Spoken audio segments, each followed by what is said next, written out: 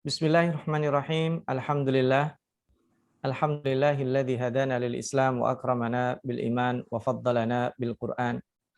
Allahumma shalli wa sallim wa barik ala nabiyyina Muhammadin sallallahu alaihi wasallam wa ala alihi wa ashabihi wa man tabi'ahu bi ihsan, amma ba'd.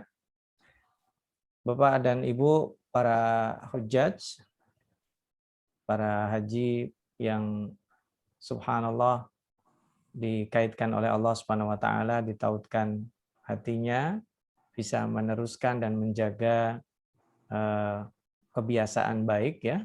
Kalau terhitung dari 2018 berarti ini sudah memasuki tahun keempat ya, 18, 19, 20 dan ini memasuki tahun keempat. Mudah-mudahan kebiasaan-kebiasaan baik Bapak dan Ibu menjadi salah satu sebab turunnya rahmat Allah Subhanahu wa taala di dunia, dan baik nanti di alam barzah ataupun di alam akhirat. Karena termasuk tadi kita dengar ada salah satu jamaah, yaitu almarhum Bapak Haji Mintarno kalau tidak salah tadi ya. Kita doakan bersama mudah-mudahan beliau dirahmati Allah, dikumpulkan bersama orang-orang saleh dan soleha yang dicintai Allah, dan nanti kita bisa menyusul dengan kebaikan-kebaikan yang dijanjikan Allah. Amin, amin. Saya sangat bersyukur sekali melalui wasilah dan sarana Bapak Haji Bagus Toto yang menghubungi, akhirnya bisa bersilaturahim dengan Bapak dan Ibu para hujjaj pada kesempatan malam ini yang mungkin sebagian besarnya mungkin pernah bertemu tapi kita mungkin tidak ngeh atau belum kenal. Mudah-mudahan dengan sarana ini kita menambah saudara. Dan kita juga berdoa tentunya karena 2 tahun belakangan ini banyak yang terhalang haji ya. Al-Fakir sendiri baru bisa mendaftarkan haji untuk keluarga. Kalau Al-Fakir alhamdulillah sudah haji ya, waktu sedang sekolah. Ini Al-Fakir daftarnya kembali di 2015, itu akan direncanakan berangkat di 2035. Nah, tapi dengan penundaan 2 tahun ini, wallahu alam, mudah-mudahan nanti bisa ke sana bersama keluarga, dan juga tentunya Bapak dan Ibu punya keinginan untuk ke sana kembali, baik itu haji ataupun umroh. Mudah-mudahan kerinduan kita kepada Baitullahil Haram yang kita hadirkan setiap hari kepada Allah Subhanahu wa taala, kita berharap bisa sholat berjamaah di Masjidil Haram, Masjid Nabawi, dan satu masjid yang juga terlupakan yang saat ini masih dijajah oleh penjajah Zionis Israel, yaitu Masjid Al-Aqsa. Bapak dan Ibu, mungkin saya ingin mengemasnya dengan dialog ya. Artinya begini, saya ada sebenarnya tema terkait dengan Juz 30, tapi memang cukup panjang ya. Saya khawatir nanti kayak ngajar di kelas. Jadi Bapak dan Ibu kita bicara rileks, bahwa pembicaraan tentang hari kiamat yang paling penting Bapak dan Ibu sudah rasakan. Bagaimana berkumpul di Padang Arafah. Semua orang berkumpul dengan baju pakaian yang nyaris sama, berwarna putih, yang tidak ketahuan di situ harganya berapa. Memang ada bedanya antara kain ihram yang harganya biasa dengan yang mahal. Tapi ketika sudah dipakai semuanya sama, di situ tidak ada pembedaan bahwa yang pakai baju umroh harganya sekian di sini. Oh tidak. Kita hanya dikelompokkan berdasarkan rombongan, dan itu juga pada faktanya kemudian kita berdiam diri di situ. Karena memang kita disuruh untuk wukuf, berdiam diri, melakukan ibadah introspektif, berdoa kepada Allah, membaca apa yang bisa. Bahkan saudara-saudara kita yang sakit, yang koma, itu merupakan rukun utama haji, yaitu berwukuf di Padang Arafah. Kita membayangkan itu wukuf di dunia seperti itu. Kalau itu merupakan bentuk kecil dari wukuf kita nanti di akhirat. Dan wukuf kita nanti di akhirat itu lebih dahsyat dari itu. Jadi kalau di dalam surat Al-Quran Juz 30, kalau kita tadabbur Juz 30 itu, mayoritasnya berbicara tentang hari kiamat. Dan di Juz 30 hanya sebagai pembuka, yaitu An-Naba Al-Azim, berita yang sangat besar, tetapi didustakan oleh orang-orang yang katanya mereka adalah orang-orang cerdik, orang-orang yang mulia, para pemuka kaum, tapi pada faktanya kemudian mereka tidak sampai pikirannya ke sana. Maka di surat Abasa misalnya, ketika Allah menggambarkan A'udzubillahi minasyaitonirrajim. Fa idza ja'atis shaqqah, ketika tiupan kedua disebut di situ ya. Yauma, tiupan yang pertama. Tiupan yang pertama kehancuran, dan tiupan yang kedua yang di dalam surat ini disebut itu tiupan kebangkitan. Yauma yafirul mar'u min akhi, maka manusia tidak mengenal. Al-firar di situ bukan berarti lari, dia tidak mengenal. Karena Bapak dan Ibu, casing kita yang kita pakai hari ini itu casing sementara. Manusia memakai casingnya, bentuk fisiknya itu sekali seumur hidupnya. Bapak Ibu yang punya casing umur 17 tahun, sekarang umurnya 71, nggak bisa.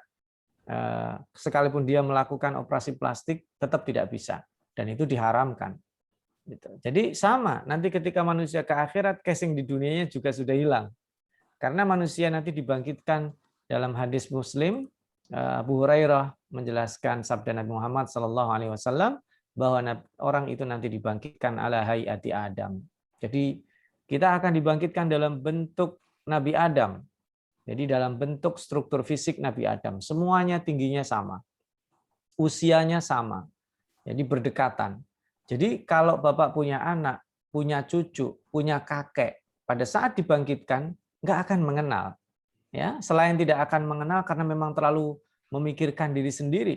Yauma yafirul mar'u min akhi wa ummihi wa abi wa sahibatihi wa bani, istri, anak, kerabat semua tidak akan pernah mengenal. Casing kita hari itu, fisik kita hari itu betul-betul beda dengan sebelumnya. Nah, sebelum terlalu jauh kita bicara Bapak dan Ibu, para hujjaj yang dirahmati Allah Subhanahu wa taala. Jadi pemahaman orang tentang hari kiamat biasanya hanya terstruktur pada hari kehancuran dunia. Disebut hari kiamat itu hari bayangan orang ketika di dalam surat Al-Qari'ah itu ya, bumi gonjang-ganjing, gempa, nanti gunung-gunung berterbangan, manusia berterbangan dan sebagainya. Itu sebagian besar orang membayangkan hari kiamat adalah hari kehancuran. Padahal Bapak dan Ibu ya, kalau mau jujur ya, pembayangan tentang hari kiamat yang banyak di dalam Al-Quran bukan hari kehancuran, yaitu hari manusia dibangkitkan. Ada peristiwa musibah, gempa, tsunami, hancurnya dunia, tabrakan para planet-planet, itu mengerikan. Tapi yang lebih mengerikan adalah yang digambarkan oleh Allah Subhanahu wa taala di dalam Al-Qur'an, wa idzal qubur bu'tsirat, ketika kuburan dibuka semuanya. Ya, dibongkar. Wa idzan nufusu zuwijat, ketika jiwa-jiwa dipertemukan dengan fisiknya kembali tapi dengan fisik yang berbeda. Itu yang mengerikan. Karena nanti manusia akan bangkit. Dan pada saat bangkit, dia tidak dibangkitkan di mana-mana. Kita akan bangkit Bapak dan Ibu di dunia. Di bumi, bukan di tempat lain. Di akhir surat Ibrahim, Allah menjelaskan yauma tubaddalul ardu ghairul ard. Hari itu bumi digantikan. Tidak ada gedung-gedung tinggi, karena itu khusus akan dibuat Allah untuk pertemuan semua manusia dari sejak Nabi Adam sampai manusia yang akhir diciptakan. Dan itu digambarkan dalam surat Al-Fajr, mengerikan. Ya. Waja'a rabbuka wal malaku saffa saffa. Hari kiamat ketika datang, Allah langsung menginspeksi, memimpin upacara, mengabsen dan menugaskan para panitia hari kiamat. Siapa panitia hari kiamat? Waja'a rabbuka wal malaku saffan saffa. Jadi kita ngebayangin ya, malaikat itu berbaris. Masya Allah, berbaris, ngeri sekali. Waji'a yauma idzim bi jahannam, dalam surat Al-Fajr disebutkan, di hari itu didatangkan sampel neraka. Biasanya sampel itu didatangkan untuk yang terbaik. Tapi ini sampel ini didatangkan oleh Allah untuk nakut-nakuti. Jadi sampel neraka itu apa? Dalam hadis At-Tirmidzi dijelaskan, seringan-ringan ya, siksa penduduk neraka adalah ketika seseorang menginjak bara apinya, ubun-ubunnya mendidih. Bayangin. Itu waji'a yauma idzim bi jahannam. Apa enggak takut orang? Nah, ini jadi sebagian besar kita ini jarang merenung ya. bahwa ternyata perjalanan hidup kita itu panjang, tapi kita jarang mencoba mengurutkan. Karena Al-Quran menyebutnya tidak urut, disesuai dengan tema. Kadang sudah di surganya, kadang sudah di nerakanya, kadang hari dia dibangkitkan, kadang pada saat dihisab, kadang saat ditanya oleh Allah, kadang saat pengadilan, kadang saat anggota tubuhnya berbicara kepada Allah, bersaksi. Itu kenapa tujuan Allah menggambarkan tidak urut? Supaya kita menyiapkannya juga bertahan lama. Karena gini, Bapak dan Ibu, manusia itu diciptakan oleh Allah Subhanahu wa taala untuk kekal. Manusia adalah makhluk yang Allah ciptakan untuk kekal selama-lamanya dengan izin Allah. Manusia begitu diciptakan dia tidak akan punah. Dia diciptakan Allah di alam arwah, kemudian ditiupkan ruh di rahim ibunya, kemudian dia lahir ke dunia, dan lahir ke dunianya itu merupakan ujian. Karena setelah itu dia akan pindah alam disebut meninggal dunia. Itu alam yang misterius. Belum hari kiamat. Jadi manusia itu, makanya benar, kullu nafsin dha'iqatul maut, manusia itu merasakan, karena dia belum mati betulan. Dha'iqah itu mencicipi. Nah, Ibu, para hujaz, Ibu dan Bapak sekalian, kalau nyicipi makanan kan tidak mungkin sepiring ya. Ada Ustadz nyicipi sepiring, nah itu lapar, bukan menyicipi. Jadi dha'iqatul maut itu mencicipi kematian. Dia cuma sebentar set gitu, dia langsung pindah alam. Almarhum Bapak Haji Mintarno itu kan beliau sudah ada di alam lain dan tidak bisa dikonfirmasi. Bapak dan Ibu coba misalnya cari teknologi, kita tanya itu di sana kehidupannya gimana Pak, yang perlu dibawa apa aja, nggak bisa. Kita hanya berdasarkan yang dikabarkan Allah, persiapan menuju ke sana. Jadi paling tidak kita memikirkan itu kan alam transit. Bapak dan Ibu kalau transit uang rupiah nggak laku, uang yang akan dituju nggak laku. Di situ dunianya lain. Kalau kita kelas ekonomi tidak akan bisa mengakses VIP Lounge. VIP Lounge itu hanya untuk orang-orang yang VIP yang diberikan akses khusus di tempat tunggu yang luar biasa. Kita pun demikian. Kalau kita ingin ruang tunggu kita, alam tunggu kita, alam transit kita itu istimewa, ya berarti harus disiapin dari sekarang. Gitu. Tapi itu misteri, memang misterius. Alam kubur itu ada, tapi misterius. Baru setelah kullu man 'alaiha fan, semua hancur, digambarkan, begitu nanti dibangkitkan, itulah ayat yang paling banyak disebutkan di dalam Al-Quran, menceritakan kebangkitan. Kehancuran itu disebutkan, tapi nggak sedominan kebangkitan hari kiamat. Makanya hari kiamat itu merupakan kunci keberhasilan seseorang. Di dalam Al-Quran ya, dan hadis itu dikuncinya dua. Man kana yu'minu billahi wal yaumil akhir, dalam hadis gitu. In ma ya'muru masajidallahi man amana billahi wal yaumil akhir. Gitu. Jadi kenapa iman kepada Allah dan hari akhir kita disuruh jangkauan hidup kita itu tidak dibatasi.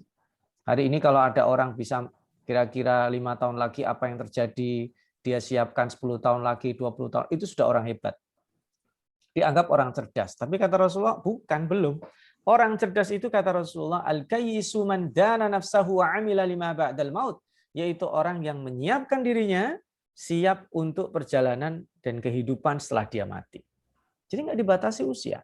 Dan kita harus cerdas. Kehidupan setelah mati kita itu tidak bisa diketahui. Nah, makanya tadi kita awali dengan membaca suratul Fatihah ya. Suratul Fatihah itu setelah baca basmalah kita baca apa? Alhamdulillahi Rabbil Alamin. Bukan Rabbil Alam. Kenapa Allah menyebut Alamin? Kenapa tidak menyebut Rabbil Alam? Karena alam kita itu tidak satu. Ya, ada alam gaib, ada jin dan malaikat. Betul. Itu risalah Islam itu rahmat bagi alam semesta yang sejajar ya. Manusia, flora, fauna, hewan, binatang, tumbuhan, lingkungan. Juga termasuk rahmat bagi jin dan malaikat. Loh, iya. Bapak dan Ibu, sebentar lagi kan kita Idul Kurban ya. Nanti kalau makan daging banyak, ada tulangnya, kalau bisa jangan ditaruh di dalam rumah. Jadi kalau kita makan banyak nih, nyate atau gulai atau apa, malam kasih tas kresek taruh di luar, di tempat sampah yang di luar rumah. Kenapa? Karena tulang itu makanannya jin. Gitu. Supaya ya namanya jin-jin dapat rezeki, dia tidak berkumpul di dalam rumah kita. Kita juga tidak boleh istinja. Mohon maaf, bebersih dari buang air kecil atau buang air besar, tidak boleh pakai tulang. Pakai batu pipi boleh, pakai tisu boleh, kalau tidak ada air ya. Ini catatannya kalau nggak ada air. Itu istinja sampai diatur, jangan pakai tulang. Kenapa? Tulang makanannya jin. Berarti kan ini ajaran. Ya, kemudian dilarang juga, mohon maaf, buang air kecil di air menggenang. Kenapa? Tempat istirahatnya jin. Gitu. Jadi kalau ada air menggenang itu, di situ tempat istirahatnya jin. Makanya kalau kita punya piaraan kolam, ya harus beberapa secara periodik dikuras, dibersihkan, ya, dikasih ikan, ya, dikasih makan. Kita juga demikian. Setiap masuk rumah baca doa, kalau mau tidur disebakin, ya. Itu kan ajaran-ajaran agama kita. Kenapa? Karena kita bertetangga dengan makhluk yang tidak kelihatan. Malaikat, misalnya. Malaikat itu yang akan membersamai kita setiap saat. Perkataan, perbuatan kita bakal dicatat oleh malaikat. Dan malaikat baru akan meninggalkan kita dalam dua kondisi. Apa itu? Ketika mendatangi istri kita berhubungan badan, dan ketika kita masuk toilet atau membuang hajat. Nah, kalau malaikat itu makhluk yang pemalu pergi, berarti ada makhluk lain, yaitu jin yang nongkrongin kita. Itulah kenapa kita disunahkan sebelum berhubungan dengan keluarga kita, ya ada doanya. Sebelum masuk toilet, ada doanya, supaya nggak ada yang barengin kita. Nah, itu makna risalah yang sangat luar biasa. Itu kan alam yang satu, Rabbul Alam. Tapi kenapa disebut Rabbul Alamin? Karena Allah itu Tuhan kita di dunia, Tuhan kita di alam barzah, Tuhan kita juga nanti di alam akhirat. Makanya kalau dalam surat Qaf disebutkan misalnya waja'at kullu nafsim ma'aha sa'iqun wa syahid, dan setiap jiwa dibangkitkan nanti di hari kiamat akan disertai dua malaikat. Jadi begitu kita bangun itu kita langsung dua malaikat, malaikat protokoler dan satu lagi malaikat yang membawa catatan amal. Insya Allah, itu kita bayang ngeri banget. Lalu kita dibawa kemana, Ustaz? Kita akan dibawa. Oh maaf, kamu tunggunya di sini. Oh kenapa nggak di sana? Oh di sana ruang VIP. Kamu nunggunya di sini. Oh kepanasan. Ya, karena nanti yang akan dilindungi, yang akan ditaruh di tempat VIP itu 7 orang. Sab'atun yudhilluhumullahu yauma la dhilla illa dhilluh. Ada 7 orang. Imam yang adil, ya, orang yang hatinya terkait dengan masjid, ya, orang yang takut kepada Allah. Kalau sendirian dia menangis kepada Allah. Fafadat ainah, tidak ada orang tahu. Ya, dia menangis kepada Allah. Karena apa? Ya menangis, dia ingat dosa-dosanya. Dia ingat banyak kebaikan yang diketahui orang, tapi orang tidak tahu. Banyak juga keburukan yang mereka tidak tahu. Dan kita bersyukur. Kita ini dianggap orang baik karena Allah tutup aib-aib kita. Maka kita minta ampun. Kalau tidak sahabat Salman itu Abu Dzar Al-Ghifari menyampaikan, kalau kita melakukan kesalahan dan dosa-dosa secara diam-diam, maka cara kita bertaubat, lakukan kebaikan yang juga diam-diam. Jadi dosa-dosa kita pernah lakukan nih, kemudian tobatnya jangan ngomong ke orang. Masa lalu kita bagian dari masa lalu yang kalau udah Allah tutupi jangan ngomong. Cara bertaubatnya demikian. Tapi kalau kita melakukan keburukan di masa lalu dengan terang-terangan, maka cara bertaubat lakukan kebaikan dengan terang-terangan juga. Misalnya preman mau tobat, ya buat santunan anak yatim ya harus terang-terangan. Tapi sedikit Ustaz nggak apa-apa, dicibir nggak apa-apa. Itu baru santunan cuman beberapa ribu aja, pakai di foto-foto, biar yang lain tahu. Bukan masalah ria, karena dulunya dia pemabuk, dulunya dia penjudi misalnya, dia harus umumkan. Gitu. Tapi kalau kita melakukan keburukan diam-diam nggak perlu diberitahu. Ya saya kira Bapak dan Ibu nggak perlu menceritakan masa lalunya. Kalau ditanya sama istrinya atau istri ditanya sama suaminya, emang ada perempuan yang lain yang pernah di hatimu, Bang? Jawab nggak ada, cuman kamu katanya. Loh, itu kan bohong. Ya nggak apa-apa. Nggak perlu kita umbar cerita masa lalu kita, udah ditutup sama Allah. Ya. Oh, termasuk sebelum saya haji, sekarang saya hijrah. Iya, nggak usah dibuka. Masa lalu kita bagian dari yang sudah lewat. Kita menatap masa depan. Bapak dan Ibu kalau naik mobil, para hujaj, itu kaca depan itu selalu lebih besar dari kaca spion. Karena memang kita dibuat untuk melangkah high speed, kecepatannya itu ke depan. Karena kaca depan harus gede. Coba bayangkan kalau ada desain mobil kaca spion lebih gede dari kaca depan. Beli nggak Bapak dan Ibu? Pasti enggak kan? Karena kaca spion itu digunakan untuk melihat refleksi. Kalau kita ngelihat lama, berarti kita sedang diam atau mundur. Orang kalau mundur, dia pasti melihat spion atau monitor yang dipasang yang melihat ke belakang. Tapi kalau dia melaju ke depan, dia melihat spion hanya sesekali saja. Dan kita sedang melaju ke lini masa depan yang tidak ada batasnya. Maka Bapak dan Ibu, lihat di dalam surat An-Naba, kenapa Allah nyuekin mereka? Amma yatasa'alun. Kenapa disebutnya mereka? Mereka bertanya. Padahal tidak disebutkan siapa mereka. Itu Allah sangat cuek. Allah mengabaikan orang-orang itu yang bertanya itu. Ya, karena orang yang tidak percaya pada hari kiamat pada hakikatnya adalah orang-orang yang tidak cerdas. Orang sudah jelas hari kiamat itu pasti ada. Ya, cerdas. Kalau seandainya tidak ada hari kiamat, keadilan di dunia itu tidak akan pernah terjadi. Seadil-adil manusia, keadilan itu tidak pernah terpenuhi di dunia. Apalagi kalau sudah keadilan di hari menjelang datangnya hari kiamat. Kita bingung. Keadilan itu betul-betul ada atau tidak di dunia ini. Kalau sudah mendekati hari akhir itu keadilan seringnya terkalahkan oleh hawa nafsu, oleh kekuasaan yang disetir oleh hawa nafsu, oleh harta yang dibawa oleh hawa nafsu, semuanya. Karena sudah terkontaminasi dengan hawa nafsu sehingga keadilan menjadi sesuatu yang sulit. Nah, di surat An-Naba, surat An-Nazi'at. An-Nazi'at lebih ngeri lagi.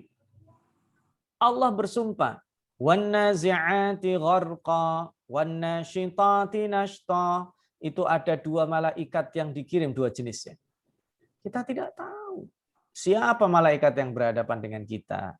Yang mencabut nyawa kita itu An-Nazi'at atau An-Nasyitat. Tidak tahu. Harusnya kita berdoa, ya Allah, jangan Engkau kirim An-Nazi'at yang mencabut nyawanya kasar. Itu diperuntukkan bagi orang-orang yang ingkar, bagi orang-orang yang jahat, bagi orang-orang yang memusuhi Allah. Dikirim itu An-Nazi'at. Ada yang dikirim An-Nasyitat, malaikat yang lemah lembut mencabut nyawanya, ya sekalipun tetap sakit. Tapi lumayan. Nah, kita nggak pernah ngebayangin. Dan ini kata Imam Al-Ghazali, penyebab seseorang itu kemudian lupa mati karena dia tidak pernah membayangkan bagaimana dia cara matinya. Coba Bapak Ibu berdoa. Ya Allah, matikan aku dalam keadaan qiyamul lail. Itu kan berarti memotivasi, karena nggak mungkin. Kalau orang nggak pernah qiyamul lail, dia akan minta mati dalam keadaan qiyamul lail, itu kan menandakan dia nggak tahu diri. Tapi kalau dia sering qiyamul lail, doa seperti itu memacu. Ya Allah, wafatkan aku dalam keadaan sujud terakhir di sholat subuh, ya Allah. Itu kan doa. Ya Allah, wafatkan aku ketika aku menyantuni anak yatim. Wafatkan aku ketika aku menghatamkan Al-Quran. Itu kan dia terobsesi dengan doa itu. Nggak mungkin dia berdoa itu kalau dia tidak melakukan. Itu namanya nggak tahu diri. Nah, kita harus siap itu. Belum, kata Imam Al-Ghazali lagi, di antara penyebab orang lupa mati, lupa menyiapkan persiapan di hari kiamatnya, adalah dia tidak pernah menyiapkan baju yang akan dia pakai menghadap Allah.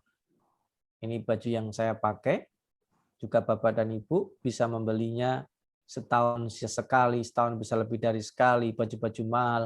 Tapi adakah di antara kita yang sudah membeli kain kafan? Umumnya tidak. Kain kafan itu dibelikan oleh orang, padahal dia kaya. Umumnya, itulah penyebab manusia lalai. Beda dengan misalnya Syekh Samsuddin yang memberikan doktrin kuat kepada Sultan Muhammad Fatih. Dia ketika menjadi pemimpin, usianya masih muda tapi luar biasa. Cara pandangnya futuristik sekali. Beliau memakai mahkota yang sangat besar sekali. Jadi kalau Bapak dan Ibu cari aja di Google, Sultan Muhammad Fatih itu pasti ininya besar ya, mahkotanya gede sekali. Mahkota yang besar itu bukan untuk gagah-gagahan, tapi itu adalah kain kafan. Maka ketika dia mengatakan kepada para panglima dan perwiranya, wahai para perwira, panglimaku, jika aku meninggal pada saat aku menjalankan tugas, nggak usah jauh-jauh. Kamu buka yang di kepalaku, bentangkan, itu kain kafanku. Kubur aku dengan itu. Harusnya Bapak dan Ibu, ya para hujaj, ini kalau ada pejabat naik, itu sumpahnya dengan Quran sih bagus ya. Harusnya serah terimanya itu dengan serah terima kain kafan. Kira-kira boleh nggak kita usulin gitu ya? Lurah diangkat, itu serah terimanya kain kafan, biar diingat mati. Ya, kita kalau naruh kain kafan di samping baju yang sering kita pakai, kecil kemungkinan kita akan sombong, kecil kemungkinan kita akan serakah, kecil kemungkinan kita akan punya syahwat yang buruk ya, karena kita ingat mati. Kemudian yang menyebabkan manusia lupa akan menyiapkan dirinya di hari kiamat, dia lupa berwasiat. Ya, kalau tadi dia lupa bagaimana cara matinya, berdoanya ini nggak pernah kebayangin. Ya. Yang kedua, dia juga tidak menyiapkan baju. Yang ketiga, dia tidak berwasiat. Jadi wasiat itu bagian dari sunnah. Wasiat itu tidak melulu masalah harta dan kekayaan. Nanti rumah saya wasiatkan untuk ini, itu wasiat. Boleh selama tidak melebihi dari sepertiga ya. Nah, di antara wasiat itu juga misalnya ya Allah, nanti kalau meninggal dunia tolong yang nyolatin saya Syekh Fulan atau Imam Fulan. Ya tentu yang masuk akal ya. Jangan sampai nanti yang imamin saya kalau meninggal dunia imam besar Masjid Istiqlal misalnya. Ya bisa tapi akan sulit terjangkau kita sebut. Nah, ternyata orang yang kita tulis dalam wasiat kita itu meninggal dunia, berarti wasiatnya harus diperbarui. Kita punya wasiat itu harus disunahkan kalau wasiat Bapak dan Ibu kan sebelum pergi haji kan pasti dinasihati oleh para pembimbingnya kan, tulis wasiat. Karena kita akan pergi, belum tentu kita kembali lagi kan, tulis wasiat. Kita mau bepergian jauh ya, tulis wasiat. Nah, itu dengan nulis wasiat itu kita pergi bisa jadi terus lanjut ke perjalanan alam berikutnya. Nah, itu menulis wasiat adalah bagian dari ingat mati. Nah, Bapak dan Ibu, Bapak terasa ternyata saya kalau ngomong cukup panjang ya. Nanti saya akan coba hentikan mungkin 5 sampai maksimal 10 menit lagi. Nah, di surat-surat yang panjang ini itu menggambarkan bagaimana hari kiamat. Saya tarik ke surat yang pendek di akhir di juz 30. Itu ada surat yang disebut dengan surat Al-Ma'un. Ara'aitalladzi yukadzibu biddin. Nah, yukadzibu biddin di situ ad-din artinya bukan hanya agama. Ad-din itu artinya jaza. Alhamdulillahirabbil alamin, arrahmanir rahim, maliki yaumiddin. Nah, yaumiddin itu adalah hari pembalasan. Makanya orang yang mendustakan hari kiamat itu perilakunya apa? Ara'aitalladzi yukadzibu biddin. Fadzalikal ladzi yad'ul yatim. Masya Allah. Wala yahuddu ala ta'amil miskin. Orang yang menghardik anak yatim. Menghardik itu rasanya kasar. Dia tidak hanya tidak mau menyantuni, tapi sudah suudzon. Hatinya sudah keras. Dia bukan hanya tidak mau empati dengan orang miskin, dia berjiwa-jiwa eksploitatif. Orang-orang yang berjiwa eksploitatif itu akan riak. Salatnya lalai, hidupnya untuk dunia, dan dia wayamnaunal maun, bahkan dia tidak mengeluarkan zakat. Dalam salah satu tafsir al-maun itu juga adalah benda-benda bermanfaat di rumahnya. Hati-hati kalau kita punya pakaian banyak, jangan sampai rusak di rumah kita. Oh, saya punya 100 pakaian tapi saya makainya 20. Oh, yang 80 harus kita distribusikan kalau bisa. Kita punya pakaian anak-anak yang bagus-bagus misalnya. Kemudian anak kita sudah gede, pakaiannya distribusikan biar dipakai yang lain. Mungkin kita ambil 1, 2 untuk kenang-kenangan atau untuk dipakai kalau ada perencanaan secara manusiawi mau punya adik lagi itu anak kita. Kita harus distribusikan. Ya. Karena kalau tidak kita bisa termasuk orang-orang yang mendustakan ini. Orang-orang yang riak pengennya diketahui kebaikannya saja. Orang-orang yang apa-apa urusannya dunia. Bahkan dalam doa-doanya pun dunia semua. Sebenarnya boleh berdoa untuk dunia, tapi rugi kalau tidak pernah berdoa untuk akhirat. Dia pun bersedekah berdoa, ya Allah mudah-mudahan rezekiku lancar. Boleh. Ya Allah mudah-mudahan aku sehat walafiat. Boleh. Tapi ya kalau dari 10 kali kita doanya dunia tok, karir, bisnis, usaha, boleh. Doa seperti itu boleh. Tapi harusnya ya Allah dengan sedekah ini jauhkan aku dari api neraka. Di antaranya harus doa gitu. Santuni anak yatim dia berdoa. Boleh. Kita bersedekah niatnya supaya dapat rezeki, tidak dilarang, tapi rugi. Kalau cuma itu terus doanya. Ya, makanya doa itu sekali-kali, bukan sekali-kali, harusnya lebih sering ya kita berdoa, ya Allah dengan sedekah mudah-mudahan saya makin jauh dari neraka, dengan sedekah mudah-mudahan keluarga saya dijauhkan dari neraka, dengan sedekah ini ya Allah mudah-mudahan keluarga saya tidak ada yang disentuh dengan rezeki dengan cara yang haram. Jadi jangka panjang gitu. Kita doanya jangka panjang. Ya Allah, mudah-mudahan dengan ini saya kelak bisa bertetangga dengan Rasulullah. Itu orang cerdas. Jadi gini, kenapa yang disebut orang cerdas adalah orang yang sanggup berpikir sampai hari kiamat? Saya upayakan gini Bapak dan Ibu, para hujaj yang dirahmati Allah. Kalau ada anak TK dikatakan sama gurunya, "Nak, yang mau permen hari ini saya kasih 2. Saya kasih 2 sampai 5. Tapi kalau yang mau minggu depan, ibu guru kasih 2 bungkus gede." Nah itu umumnya anak-anak dia akan minta sekarang. Tapi kalau ada anak-anak yang dia sekarang enggak minta, dia tahan, tapi dia membayangkan akan dapat 2 bungkus besar di minggu depan, itu orang cerdas. Nah itu. Jadi kita hidup di dunia itu apa? Bukan tidak butuh dunia, butuh. Tapi kehidupan dunia kita itu ya kita perlu untuk menjadi orang kaya karena kita memberi. Tapi itu tidak menjadi destinasi kita. Karena orang kalau berpikirnya memberi, kita itu kayak zakat fitrah itu diwajibkan bukan hanya untuk orang kaya Bapak dan Ibu para hujaj. Itu diwajibkan bagi orang yang punya kelebihan makanan sekalipun dia miskin. Tetap wajib zakat fitrah. Artinya apa? Dalam kondisi sulit, kita itu diajarkan untuk memberi. Jika pada hari kiamat itu ada hadis Rasul gitu juga. Kalau sudah hari kiamat gonjang-ganjing, kemudian di tanganmu ada sebutir kurma, kamu itu bersedekahlah dengan setengahnya. Kalau masih ada setengah, sedekahkan dengan setengahnya. Kalau ada biji kurma yang bisa kamu tanam, falyagris, tanamlah itu. Padahal sudah mau hancur. Kenapa kita disuruh sedekah setengahnya? Atau kita menanam itu biji kurma? Karena kita diajarkan memberi. Jiwanya jiwa-jiwa kontributif. Ya, aqimus sholat, terusnya apa? Wa atuz zakah. Tidak dirikan sholat, kemudian cari kamu bekerja, cari duit, cari rezeki. Enggak, dirikan sholat, kamu berbagi. Karena pelajaran itu, orang kalau berbagi, dia pasti berusaha untuk punya. Enggak mungkin. Nah, itu dilewati. Tapi kalau kita diajarkan untuk bagaimana mengumpulkan, bagaimana mengoleksi, bagaimana memonopoli, tidak akan sempat orang itu merasa perlunya berbagi. Dan yang terakhir, Bapak dan Ibu, kenapa ada 2 surat terakhir yang penting? Yang tadi bicara tentang hari kiamat, 2 surat terakhir itu apa? Kalau bicara dengan 3 itu mungkin terlalu panjang. Saya 2 surat terakhir. Kenapa ada Al-Falaq dan ada An-Nas? Kenapa Al-Falaq dan An-Nas mengajarkan kita cara berlindung kepada Allah? Karena itu motivasi terkuat kita.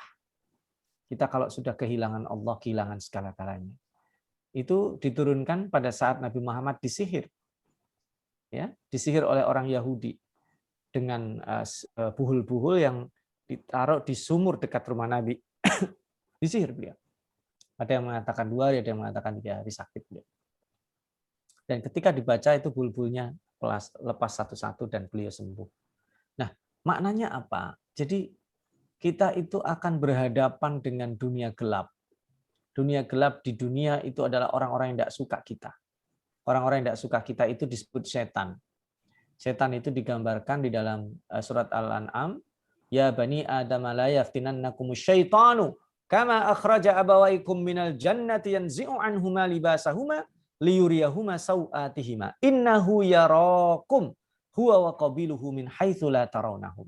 Jadi hati-hati wahai Bani Adam, jangan sampai kamu terperosok seperti halnya dulu Adam. Ya. Nah, itu di situ dikatakan innahu yarakum, dia melihat kalian min haitsu la tarawnahum, sementara kalian enggak bisa melihat dia. Itulah setan. Dan setan itu ada dua. Wa kadzalika ja'alna likulli nabiyyin aduwwan syayatinal insi wal jin. Setan itu dari kalangan jin dan dari kalangan manusia. Mereka melihat kita, kita nggak melihat mereka. Oh, itu berat. Maka kita berdoa kepada Allah. Setan dari kalangan jin kita paham, tapi kenapa setan dari kalangan manusia melihat kita? Ada orang yang setiap hari itu menunggu kita jatuh. Orang yang hasad dengan kita. Orang yang menganggap kita adalah membahayakan kekuasaannya. Orang yang menganggap kita itu akan merugikan dia. Orang yang menganggap kita tahu buruk-buruknya dia sehingga khawatir kita bongkar. Itu akan berubah menjadi setan ketika dia mengganggu kita, menjauhkan dari Allah. Maka melawannya adalah dengan percaya kepada Allah.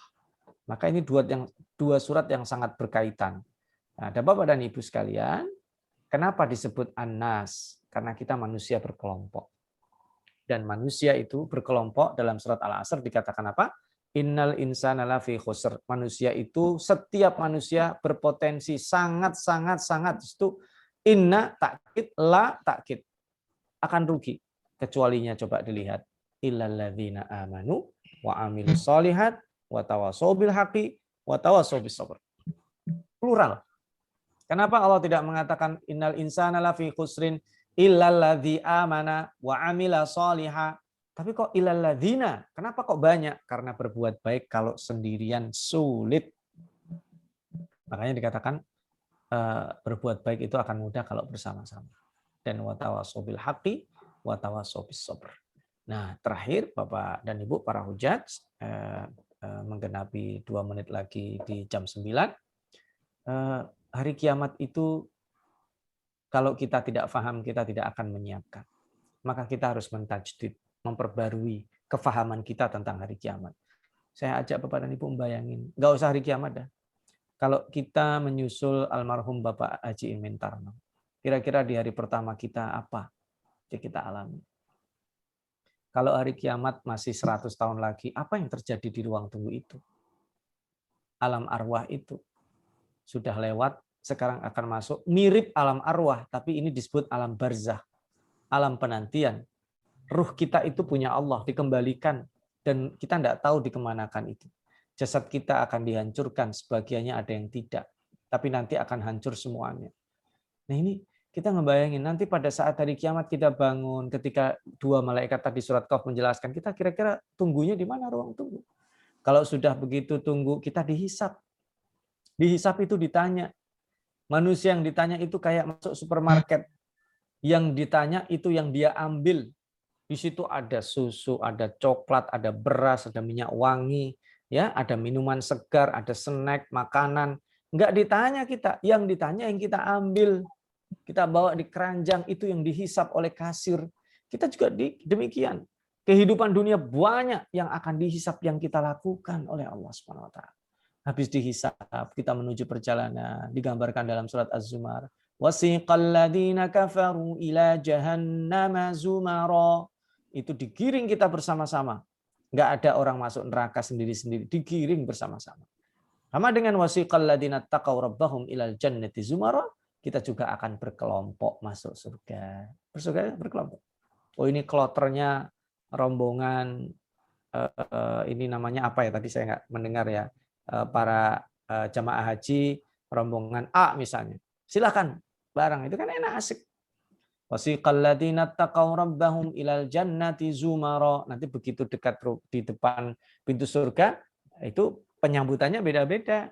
Begitu udah di drop, Bapak ngelihat, oh saya barcode-nya masuk pintu 1 dan 2, silakan pilih. Ada yang pintu 2 berarti nggak punya pilihan, 1 pintu. Ada yang 1, 2, 3, 4, 5, ada yang semua pintu boleh. Di antara yang masuk semua pintu boleh adalah Ahlul Quran. Dan bahkan dia nanti akan dilakukan upacara penyambutan besar-besaran dengan diberikan mahkota dari cahaya, pakaian dari cahaya, dan dipanggilkan kedua orang tuanya. juga orang-orang yang memiliki murid-murid semuanya akan mendapatkan kemuliaan di hari kiamat. Bapak dan Ibu, itu sekilas gambaran ayat-ayat hari kiamat, dan khususnya adalah di juz 30 itu hampir semuanya berbicara tentang masa depan kita yang hakiki, tapi karena kita jarang-jarang berbicara pada diri kita tentang persiapan itu, akhirnya kita tenggelam dengan kesibukan dunia kita. Dengan hari ini COVID, seolah-olah COVID itu udahlah membuat kita kehilangan harapan, padahal ada masa depan yang lebih penting untuk kita pikirkan. Nanti kita di alam barzah kira-kira seperti apa, anak-anak kita sepeninggal kita itu masih nyembah Allah atau tidak, dan seterusnya. Mudah-mudahan melalui silaturahim kita ini saling mengingatkan, sehingga perjalanan hari kiamat kita adalah betul-betul perjalanan yang kita siapkan dengan baik untuk kita dan keluarga kita. Mohon izin, mohon maaf, mungkin sekilas itu yang bisa Al-Fakir sampaikan. Nanti saya kembalikan lagi kepada pembawa acara. Kalau masih ada yang didialogkan juga, saya kira saya menyesuaikan saja waktu yang disediakan, dan nanti insya Allah di akhir kita akan mendoakan bersama almarhum Bapak Haji Mintarno yang sudah dipanggil oleh Allah SWT. Sekali lagi mohon izin, mohon maaf bila ada kata-kata yang Al-Fakir sampaikan kurang berkenan, tutur kata yang kurang baik ya. Mudah-mudahan bisa menjadi sarana wasilah menginspirasi kebaikan kita semuanya. Wallahu ta'ala a'lam wa jazakumullahu khairan. Wassalamualaikum warahmatullahi wabarakatuh. Jazakallah khair atas pencerahannya. Kita memasuki sesi diskusi. Kepada Bapak Ibu, kami persilakan untuk ya kita sharing, berdiskusi atau bertanya baik melalui chat ataupun mungkin unmute mic terkait tema kita pada malam hari ini, khususnya yaitu hari kiamat. Silakan Bapak Ibu sekalian, kalau yang mau disampaikan atau ditanyakan, unmute mic atau melalui kolom chat.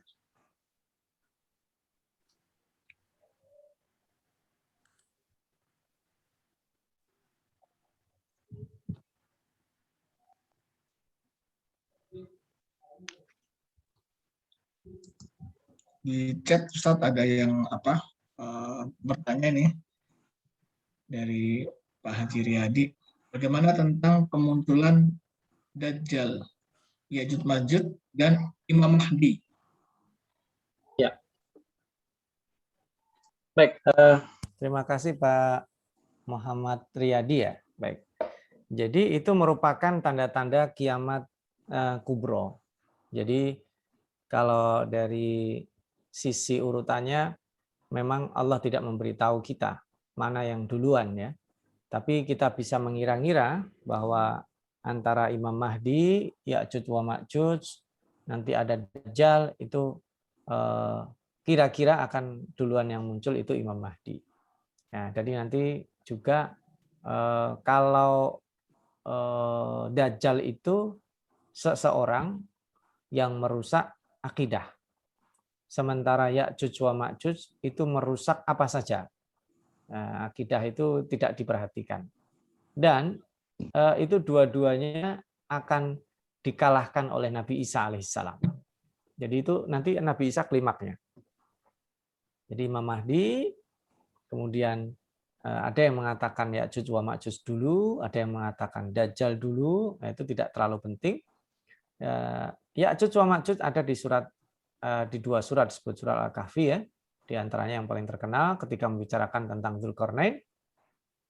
Dia pernah hidup di suatu masa di kota yang berperadaban tinggi, tapi di pegunungan yang tidak bisa berbicara dengan bahasa mudah, ya, sulit sekali bahasanya, tidak difahami oleh kebanyakan orang. Kalau bahasa sekarang itu bahasa yang paling sulit di dunia. Kayaknya ada yang mengatakan itu di pegunungan Kaukasus ya. Dan kemudian mereka dipunahkan, tapi nanti akan muncul kembali. Nah, itu frasa tembok Ya'juj wa Ma'juj atau tembok Dzulqarnain itu juga para ulama berbeda-beda pendapat. Nah, nanti mereka akan muncul kembali, dan kalau mereka muncul akan merusak dunia. Karena mereka membunuh, mereka memakan apa saja, mereka tidak pernah mengenal boleh, tidak boleh, semuanya boleh. Makanya ada yang mengatakan Ya'juj Ma'juj sudah terjadi. Ada yang mengatakan belum. Gitu ya. Nah, baru ketika nanti Allah turunkan rahmatnya melalui Nabi Isa karena mereka tidak bisa dikalahkan. Akhirnya Nabi Isa menyelamatkan orang-orang yang bisa diselamatkan naik ke gunung. Jadi menghindari mereka dan mereka melakukan doa bersama untuk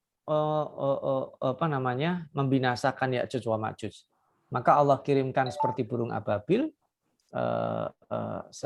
yang mengenai mereka dan mereka meninggal dunia, semuanya dibinasakan oleh Allah sehingga di dunia ini dipenuhi mayat-mayat mereka. Lalu Allah kirimkan burung-burung gagak atau burung-burung pemakan bangkai mereka dan Allah bersihkan hilang mereka. Nah, setelah itu ini satu versi ya. Muncullah cobaan berikutnya penduduk dunia yang beriman itu, yaitu turunnya Dajjal. Dajjal itu dikenal dengan Al-Masih. Al-Masih itu sekali sentuh dia bisa mengobati orang sakit, orang lumpuh bisa berjalan, orang buta bisa melihat. Jadi dua-duanya punya kemukjizatan. Yang satu kemukjizatan Rasul, yang satu kemukjizatan yang menyebabkan seseorang menjadi syirik. Bedanya Nabi Isa kemukjizatan ini tapi mengajak manusia beriman. Kalau Dajjal kemukjizatan mengajak manusia kafir. Itu aja bedanya. Dan tidak ada satu tempat pun yang tidak bisa ditundukkan kecuali Makkah dan Madinah. Semuanya ditundukkan. Tetapi nanti dia meninggalnya adalah di sebelah timur kota Damaskus. Itu dalam hadisnya. Dalam hadis Malhamah. Nah, nanti setelah itu kemudian matinya Dajjal, Nabi Isa menjalankan syariat Nabi Muhammad SAW. Dia berdakwah dengan amar ma'ruf nahi mungkar.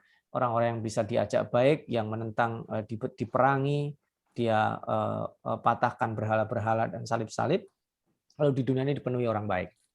Setelah itu meninggal semua orang baik, yang tersisa orang yang buruk, dan kemudian terjadi hari kiamat pada saat sudah tidak ada tersisa kecuali orang-orang yang kafir. Kurang lebih kira-kira ya, kalau dibuat timeline-nya seperti itu. Tidak ada yang tahu ini berapa tahun, ini berapa tahun, ini berapa tahun, tidak ada. Kira-kira urutannya demikian. Nah, kita berharap kita sih nggak sampai terkena musim itu. Kalau terkena ya berarti udah dekat banget dengan hari kiamat. Ngeri istilahnya. Karena jangankan Dajjal, orang hebat dikit aja kita kesenggol akidahnya. Lah kalau orang sekelas Dajjal, apa ada jaminan kita sanggup untuk tetap bersama iman kita? Bisa jadi kita diteror, kalau tetap jadi orang baik, bisa jadi kemudian kita difitnah. Kalau dulu ulama pejuang itu dibunuh fisiknya. Kalau hari ini ya semi-semi Dajjal lah itu. Orang baik yang dibunuh karakternya. Alhamdulillah, ngeri ya. Itu saya kira. Saya kembalikan. Berikutnya dari Pak Haji Agung, apa saja tanda-tanda kiamat yang sudah jelas dan sudah terlihat pada saat ini? Tanda-tanda hari kiamat yang digambarkan dalam hadis Umar bin Khattab itu antalidal amatu rabbataha, yaitu ketika budak-budak perempuan melahirkan majikannya, yaitu adanya uququl walidain, anak-anak yang tidak berbakti pada orang tua. Serem ya, saya juga kadang takut gitu, orang tua yang masih hidup itu kita tidak, saya lah nggak maksimal dalam birrul walidain. Dan memang pada faktanya hari ini begitu ya, orang tua diperbudak oleh anaknya hari ini. Dan itu ciri-ciri yang sudah nyata yang disebut di dalam hadis itu. Banyak sih, ada nanti an yatatawalul bunyan. Jadi orang-orang al-khufat al-urat, orang yang berpakaian pas-pasan zaman dulu yang tidak beralas kaki, penggembala maksudnya, itu berlomba-lomba mendirikan gedung tinggi. Itu kan Dubai dulu apa? Mekah Madinah itu dulu apa? Sekarang gedung-gedung tinggi menjulang luar biasa. Ya. Kemudian juga banyaknya, mohon maaf, orang-orang yang bertelanjang kayak tadi itu. Mereka pakai baju tapi kayak nggak pakai baju. Nah, itu sudah terjadi kan hari ini. Ya. Kemudian fahisyah di mana-mana. Fahisyah itu awalnya perzinaan di dalam penafsiran hadis itu, tapi perbuatan yang kira-kira kurang lebih seperti itu, orang sekarang nggak malu lagi melakukan itu, bahkan sejenis dilakukan, macam-macam lah istilahnya. Aduh, serem bayangkan itu. Wa antasyi al-fahisyah itu ya.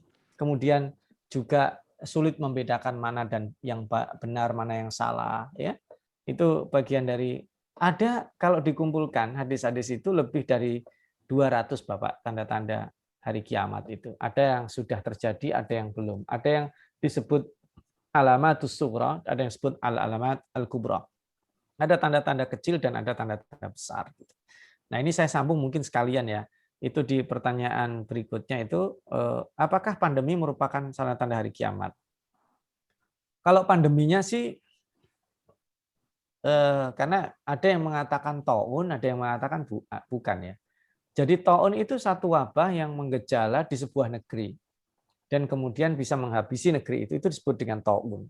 Sementara kalau COVID ini sebenarnya lebih dari taun karena dia bukan sebuah negeri. Di semua negeri, seluruh dunia. Kalau taun di zaman Nabi itu di situ aja. Misalnya wabah di negeri Syam, mudah negeri Syam aja. Kalau zaman sekarang kan enggak. Di India ada, di Italia ada, di Cina, Amerika, di Indonesia, macam-macam. Taun bukan. Sebagian ada yang mengatakan itu bukan taun. Wabah itu enggak begitu. Ini apa? Oh, ini lain ini. Nah, ini lebih dari itu. Nah, apakah ini bisa jadi tanda-tanda hari kiamat seperti yang digambarkan di dalam hadis tentang taun itu? Bisa jadi, tapi ini bahkan lebih dari itu. Tapi kalau menurut Hilmat Al-Fakir, tanda-tanda hari kiamat itu tidak seharusnya membuat kemudian kita, wah, udah dekat hari kiamat terus kita apa? Enggak. Tapi harusnya persiapan kita itu tidak hanya persiapan fisik. Itu kalau Bapak dan Ibu melihat di Amerika dan tentunya di Israel, itu persyaratan rumah itu mereka punya bunker. Bunker-bunker untuk perlindungan. Persiapan. Mereka takut itu akan terjadinya hari kehancuran itu ya. Dan itu bukan hanya itu, saya sering baca beberapa itu, kadang review film itu kalau kita baca, oh ini cerita tentang menghadapi apa dan sebagainya, itu dekat-dekat hari kiamat. Persiapan mereka fisik, padahal kita disuruh menyiapkannya bukan fisik. Persiapannya adalah non fisik, persiapan amal kita, harta-harta kita itu dititipkan, karena harta itu tidak dibawa mati, koma. Kalau dibawa sendiri, kalau dititipkan orang bisa proyek-proyek kebaikan. Jadi nanti kita ngambilnya melalui proyek-proyek itu. Jadi itu wallahu a'lam. Silakan kalau masih ada. Baik, silakan Bapak Ibu Haji. Ada yang lain yang ingin disampaikan? Pertanyaan, pernyataan atau diskusi? Boleh, Ustaz. Assalamualaikum warahmatullahi wabarakatuh. Waalaikumsalam warahmatullahi wabarakatuh. Silakan.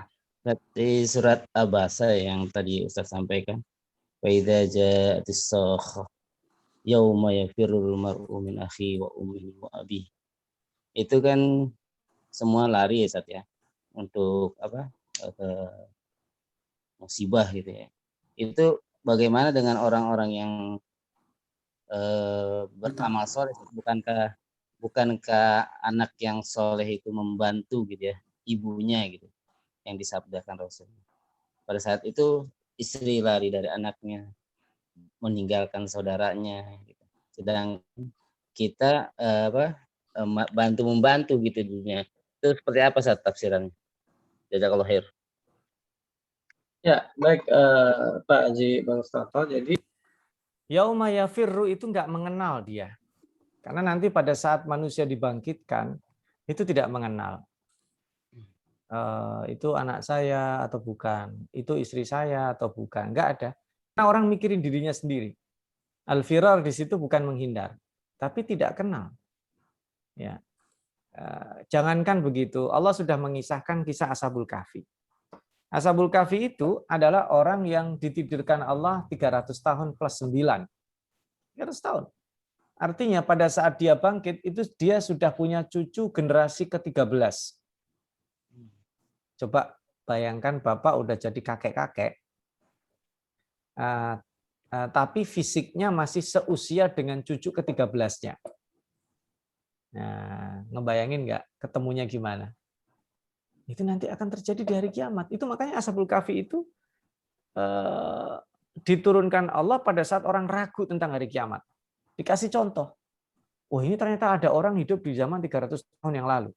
Dia membawa mata uang 300 tahun yang lalu. Dia berpakaian dengan pakaian orang 300 tahun yang lalu. Kemudian berdialog. Makanya kemudian sebentar aja harus Allah matikan karena nggak nyambung. Nggak usah gitulah. Saya ngomong sama anak saya aja banyak nggak nyambung bahasanya. Apalagi itu kalau kita dihidupkan 300 tahun yang lalu, kita hidup sekarang. Kita akan banyak bengongnya. Ini ngomong apa lagi? Alay itu apa? Kita banyak ngomong. Itu ada orang bawa handphone aja kita bingung. Apalagi teknologi itu bukan hanya 10 tahun itu. Hampir tahun itu inovasinya luar biasa. Jadi itu bukan lari tapi tidak mengenali. Al-firar di situ tidak. Nanti kalau manusia sudah masuk surga, dia akan dijanjikan memberikan syafaat ya sesuai dengan kadar amalnya, dan itu la yashfa'u indahu illa biiznillah, illa biizni. Tidak ada yang memberi syafaat kecuali diizinkan oleh Allah Subhanahu wa taala. Itu saya kira wallahu alam. Syukran Ustaz. Wa iyyakum. Ya, silakan yang lain Bapak Ibu Haji yang ingin sampaikan terkait dengan hari kiamat khususnya, meskipun bisa juga melebar ke yang lain.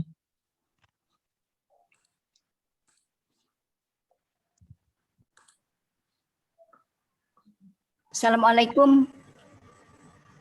Waalaikumsalam. Ya, silakan Ibu.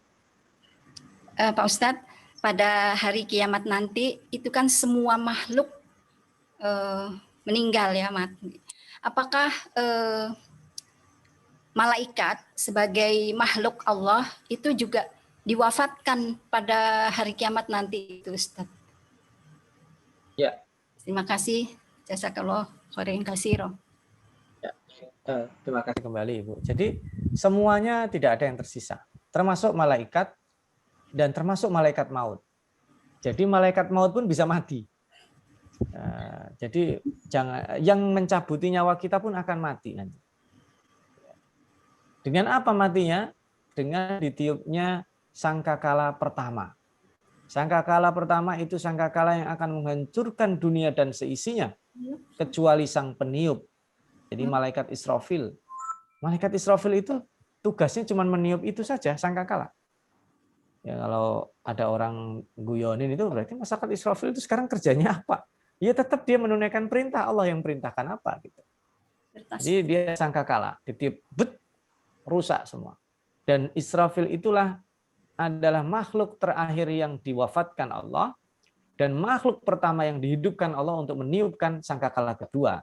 Dalam hadis Abu Hurairah, jarak antara sangkakala satu dengan sangkakala kedua adalah 40 tahun. Dan itu kita tidak tahu apakah 40 tahun itu hitungannya kayak kita atau hitungannya yang lain.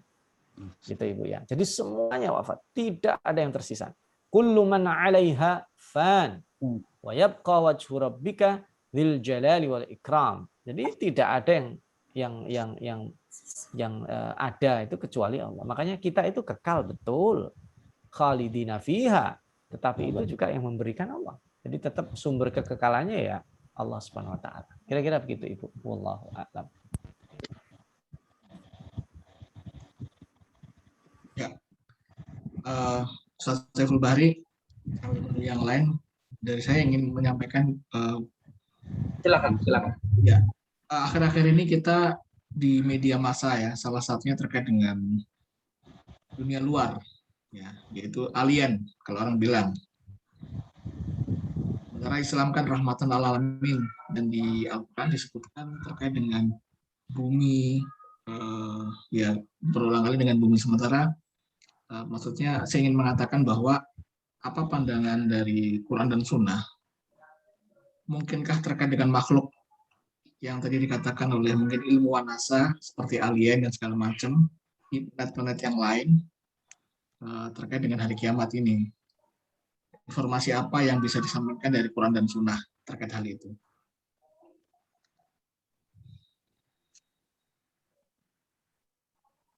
Baik. Terkait dengan makhluk selain manusia yang digambarkan kepada kita, itu yang mukallaf cuman jin. Selain manusia, makhluk yang diberikan taklif oleh Allah itu adalah jin. Adapun malaikat adalah makhluk ghairu mukallaf. Dia makhluk yang ditugasi tapi tidak dihisab. Karena mereka diprogram untuk Allah untuk tidak bermaksiat. Sementara jin dan manusia itu programnya open. Ya, dia maksiat, dia akan dibalas, berbuat baik ya akan dibalas gitu. Nah, selain itu tidak ada informasi makhluk lain lagi.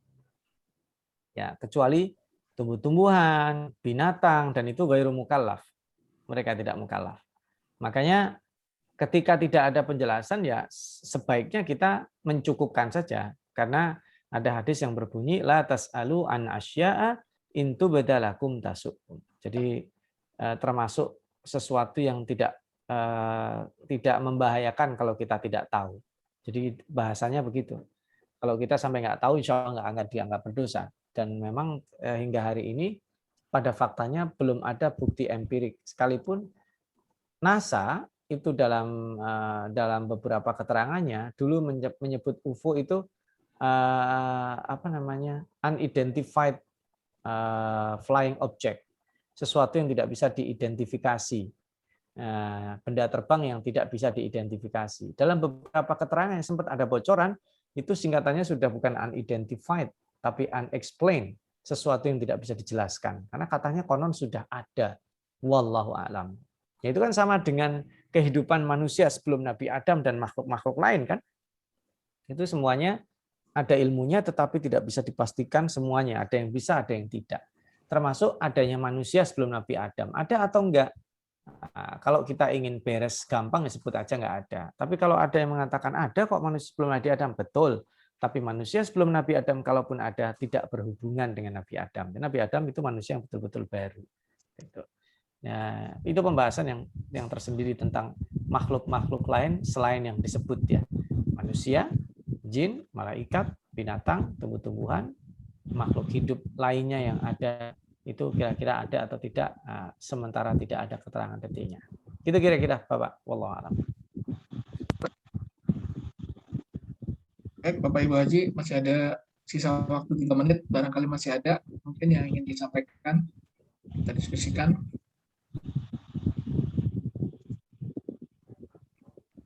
Sekiranya mungkin sudah cukup, Bapak Ibu Haji dan saya pribadi, sebelum majelis ini kita akhiri, kami mohon berkenan untuk mendoakan salah satu saudara kami, Bapak Haji Mintarno, dan juga mungkin kesehatan buat kita semua yang masih ada di sini.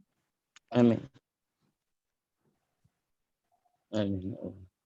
Baik, Sebelum kita tutup majelis, kita membaca suratul Fatihah. Kita berdoa kepada Allah. Mudah-mudahan Allah merahmati almarhum Bapak Haji Mintarno. Amin. Allah kumpulkan bersama orang soleh dan soleha yang dicintai Allah. Amin. Dengan itu juga kita berharap Allah menjaga kesehatan lahir dan batin kita. Amin. Allah juga menjauhkan anak-anak keturunan kita dari fitnah, dari penyakit yang nampak dan tidak nampak. Ya Rabb. Ala hadhihi niyah wa likul niyatin salihah wa ila hadratin Nabi Muhammad sallallahu alaihi wasallam. Al-Fatihah. A'udzu billahi minasyaitonir rajim. Bismillahirrahmanirrahim. Alhamdulillahi rabbil alamin. Ar-Rahmanir Rahim. Maliki yaumiddin. Iyyaka na'budu wa iyyaka nasta'in. Ihdinas siratal mustaqim. Siratal ladzina an'amta 'alaihim ghairil maghdubi 'alaihim waladdallin. Amin. Astaghfirullahaladzim. Bismillahirrahmanirrahim. Alhamdulillahirabbil alamin hamdan yuwafi ni'amah wa yukafi'u mazidah. Ya Rabbana lakal hamdu kama yanbaghi li jalali wajhika wa 'azimi sultanik. Allahumma shalli wa sallim ala nabiyyina Muhammad wa ala alihi wa sahbihi ajma'in. Allahumma ja'al jam'ana hadha jam'an marhuma wa tafarruqan ba'dihi tafarruqan ma'suma wa la taj'al fina wa la minna syaqiyan wa la mahruma. Allahumma arhamna fa innaka bina rahim wa la tu'adzibna fa innaka alaina qadir. Waltuf bina fima jarat bihil maqadir. Allahumma altuf bina fima jarat bihil maqadir. Allahumma rfa'anna al-bala wal waba wal ghala wal fahsya wal amrad wal asqam wa ma yadurruna ya arhamar rahimin. Allahumma barik lana fi ahlina wa dhurriyyatina wa barik lana fi arzaqina wa kulli syai'in a'taitana. Allahumma arham, Allahumma ighfir li akhina Bapak Haji Mintarno. Allahumma ighfir lahu warhamhu wa'afihi wa'fu anhu wa akrim nuzulahu wa wasi' madkhalahu. Allahumma ighsilhu bil ma'i was saldi wal barad. Allahumma naqqihi minal khataya kama yunaqqa ath-thawbul abyadu minad danas. Allahumma jazzihi bil hasanati ihsana wa bis sayyiati 'afwan wa ghufrana hatta yakuna fi butunil alhadi mutma'inna wa bijudika sabiqa wa ila a'la darajatika baligha. ربنا اغفر لنا ولإخواننا الذين سبقونا بالإيمان ولا تجعل في قلوبنا غلا للذين آمنوا ربنا إنك رؤوف رحيم. Ya Allah Amin ya ya Allah. Tuhan kami, sebagaimana Engkau kumpulkan kami dalam majlis ini ya Allah, kumpulkan kami Amin. kembali di bawah naungan surga dan ridha-Mu ya Allah. Amin Ya Allah Allah. ya Tuhan kami, jadikanlah pertemuan ini adalah pertemuan yang Engkau rahmati. Jadikan Amin. perpisahan kami setelah ini adalah perpisahan yang Engkau jaga ya Allah. Engkau Amin. jaga dari fitnah yang nampak dan tidak nampak. Engkau Amin. jaga dari bahaya yang nampak dan tidak nampak. Engkau Amin. jaga agar supaya kami tetap dekat dengan-Mu ya Allah. Engkau jaga Amin. dari godaan setan yang nampak dan tidak nampak. Ya Allah ya Amin. Tuhan kami, mudahkanlah Amin. mata-mata kami untuk Amin. takut kepadamu, menangis karenamu ya Allah. Mudahkan Amin. mata kami untuk membuka mushafmu ya Allah. Amin. Ringankan lisan kami berzikir dan Amin. membaca ayat-ayatmu ya Allah. Amin. Jagalah lisan kami dari membicarakan aib-aib saudara kami ya Allah. Amin ya Allah. Maafkanlah tangan-tangan kami. Maafkanlah mulut kami yang berdusta. Maafkanlah mata kami yang berkhianat ya Allah. Amin Ya ya Allah, Allah. ampunilah keterbatasan kami dalam Amin. berbuat baik pada kedua orang tua kami. Dalam berbuat baik kepada istri dan suami kami ya Allah. Maafkan keterbatasan kami dalam mendidik anak-anak kami ya Allah. Amin ya Maafkan Allah. keterbatasan kami ya Allah dalam membantu saudara-saudara kami yang membutuhkan ya Allah. Jadikan kami jalan petunjuk bagi saudara kami yang memerlukan ya Allah, supaya mereka tidak tersesat. Jadikan kami jalan kebaikan bagi mereka ya Allah. Jadikan kami jalan kebahagiaan bagi saudara kami yang menderita. Jadikan Amin. kami jalan keluar, jalan solusi bagi saudara-saudara kami yang menghadapi masalah ya Allah.